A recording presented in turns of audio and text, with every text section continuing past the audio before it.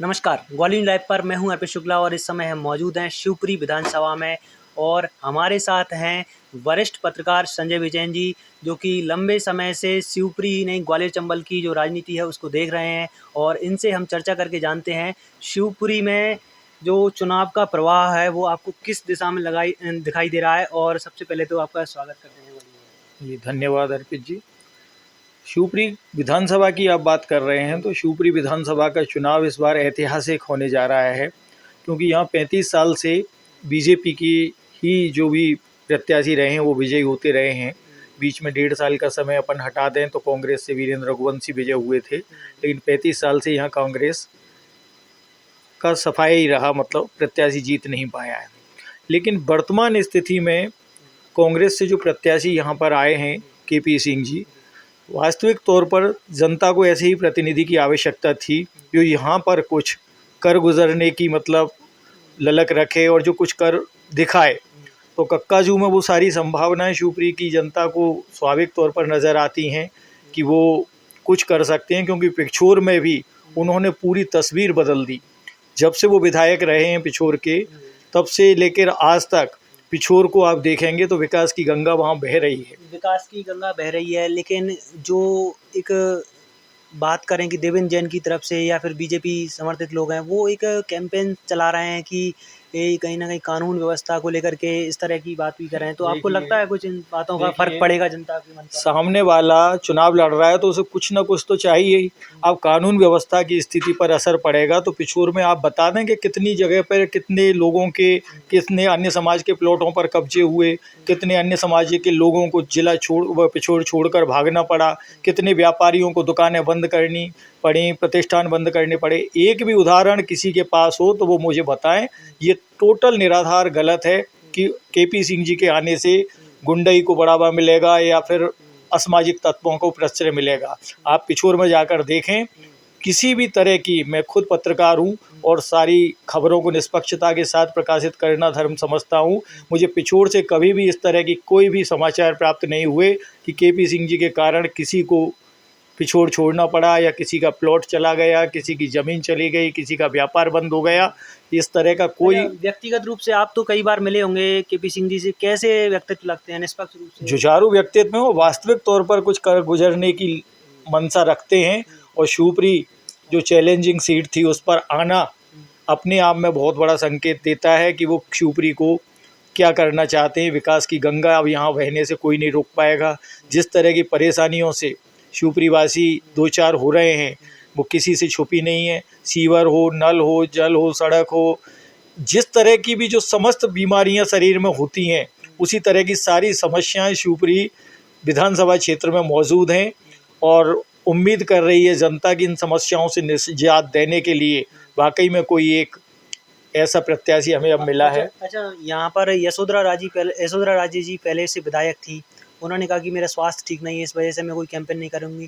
तो ये बात में अंदर खाने में कितनी सच्चाई है? स्वास्थ्य थी या फिर कोई और वजह थी जिसकी वजह से उन्होंने? देखिए, 60 के बाद व्यक्ति के स्वास्थ्य में तरह तरह के उतार चढ़ाव होते रहते हैं, और ये तो वही अच्छी से जान सकती हैं कि वास्तव में उनका स्वास्थ्य कितना ख़राब है और वो मेहनत कर गुजरने की स्थिति में हैं या फिर उन्हें आराम की ज़्यादा ज़रूरत थी। तो इस बारे में मैं क्या कह सकता हूँ, क्योंकि यशोधरा राजे सिंधिया जी, कई बार राजनीतिक फैक्टर समीकरण भी ऐसे हो जाते हैं कि व्यक्ति को लगता है कि शायद सीट पर कुछ नहीं, वो जीतती आ रही हैं लगातार और ऐसे कोई राजनीतिक फैक्टर नहीं थे, लेकिन स्वास्थ्य एक बड़ा कारण हो सकता है जिस कारण उन्होंने आराम करने का मन बनाया हो। अच्छा, शिवपुरी में विशेष रूप से सबसे बड़ी समस्याएं क्या क्या हैं, मुद्दे जिन पर वोट कर सकती है जनता, बात कर सकती है? सबसे बड़ी समस्या है कि उपलब्धता और अनुपलब्धता। यहाँ जो विधायक रहीं यशोधरा राजे सिंधिया जी, वो एक विशेष अपने कार्यकर्ताओं के दल विशेष से ही ज़्यादातर घिरी रहीं, और उस कारण आम आदमी उन तक पहुँच नहीं पाया, अपनी समस्याएं लेकर उन तक जा नहीं पाया। जाते थे तो पहले कई बैरियरों को पार करना पड़ता था जिन्हें पार कर पाना संभव नहीं हो पाता था। केपी सिंह जी के साथ में जो स्थिति है वो ये है कि वो डायरेक्ट कोई भी बैरियर नहीं रखते और जनता से सीधा संवाद प्रति सप्ताह करने में भरोसा रखते हैं, जिससे कि आम आदमी भी अपनी छोटी सी समस्या उन तक पहुंचा सकता है, उन्हें बता सकता है। और देवेंद्र जैन जी को चुनाव में कहाँ देख पा रहे हैं अभी आप?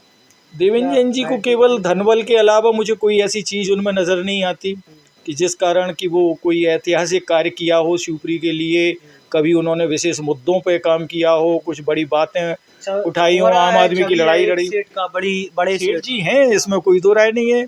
अपना सेठ जी का तमगा उनके साथ है और बदनाम है। इसके अलावा जो 93 में जब वो यहाँ पर विधायक रहे तो उस समय भी कोई ऐसी शानदार उपलब्धि शिवपुरी को या कोई भी उपलब्धि नहीं मिल सकी जिसे अपन कह सकें कि देवेंद्र जैन जी कुछ बहुत बड़ा परिवर्तन ला सकते हैं। अच्छा, आप लगातार शहरिया क्रांति जुड़े रहे हैं, एक निम्न तबके से आपने काम किया है उनके साथ में, क्या लग रहा है उनका झुकाव किस तरफ जाने वाला है? देखिए, जनरल ये मान लिया जाता है कि गरीब समुदाय है, आदिवासी समुदाय के लोग हैं, ये दारू मुर्गा पार्टी और इसमें वोट दे देते हैं। शहरिया क्रांति इस इलाके में बेहद सक्रिय एक सामाजिक आंदोलन है और उसको आप जाकर देखिए गांव-गांव में कि आदिवासी दारू मुर्गा साड़ी और पैसे में इस बार वोट देने के लिए कतई इच्छुक नहीं है और ना वो देते हैं। पूरी तरह बदलाव आ चुका है। आदिवासी अपना अच्छा बुरा बहुत अच्छे से समझता है कि ये 500 का नोट या 1000 का नोट या 2000 का नोट हमें कितने दिन चलेगा और एक अच्छा प्रतिनिधि कितने दिन चलेगा और वो हमारे लिए क्या करेगा, ये बहुत बड़ी मायने की बात रखती है। और आदिवासी इस बार वास्तविक तौर पर अपना अच्छा बुरा सोचकर ही वोट देगा। धनबल के प्रभाव में वो बिल्कुल कतई आने वाला नहीं है। बिल्कुल आने वाला नहीं है। और एक और मेरा अंतिम सवाल है कि मध्य प्रदेश में जो एक सिंधिया फैक्टर थे, क्या ग्वालियर चंबल में इस बार भी लग रहा है आपको उनका इफेक्ट दिखेगा सीटों पर? क्योंकि पिछली बार सिंधिया जी का प्रभाव था और उपचुनाव में भी देखने को मिला। देखिए, सिंधिया जी एक बड़े नेता हैं और सिंधिया जी का प्रभाव तो ग्वालियर चंबल संभाग में आज से नहीं, बरसों से और सदियों से रहा है। और सिंधिया जी इसमें कोई दो राय नहीं है कि सतत मेहनत करते हैं और कार्यकर्ताओं से संवाद करते रहते हैं। तो ये तो वोट में उनकी आ पाएगा उनका जो प्रभाव है? नहीं, अब जो उनके कांग्रेस पार्टी और भाजपा में बहुत अंतर है। भाजपा एक संयुक्त प्रयासों के साथ चुनाव लड़ रही है। इसमें सिंधिया जी भी हैं, नरेंद्र सिंह जी भी हैं, नरोत्तम जी भी हैं और यशोधरा जी भी हैं और सारे बड़े नेता हैं जो सब मिलकर एक चुनाव लड़ रहे हैं। इस कारण ये विशेष तौर पर ये कहना संभव नहीं है कि केवल सिंधिया जी के कारण ही इस अंचल में जो प्रभाव पड़ेगा वो पड़ेगा। ये सारे तत्व उसमें बराबर के जिम्मेदार होंगे, चाहे विजय हो और चाहे पराजय हो। ये स्थिति तो बनी रहनी है। ठीक है, आपका समय देने के लिए बहुत बहुत धन्यवाद। चलिए, धन्यवाद। तो ये हमारे साथ मौजूद थे संजय बेचैन जी, जो कि एक वरिष्ठ पत्रकार हैं। और इस खास चर्चा के बारे में आपका क्या सोचना है, आप अपनी राय कमेंट बॉक्स में ज़रूर लिखें और इस वीडियो को ज़्यादा से ज़्यादा शेयर करें और बताएं कौन हो सकता है आपके क्षेत्र से योग्य विधायक पद का दावेदार।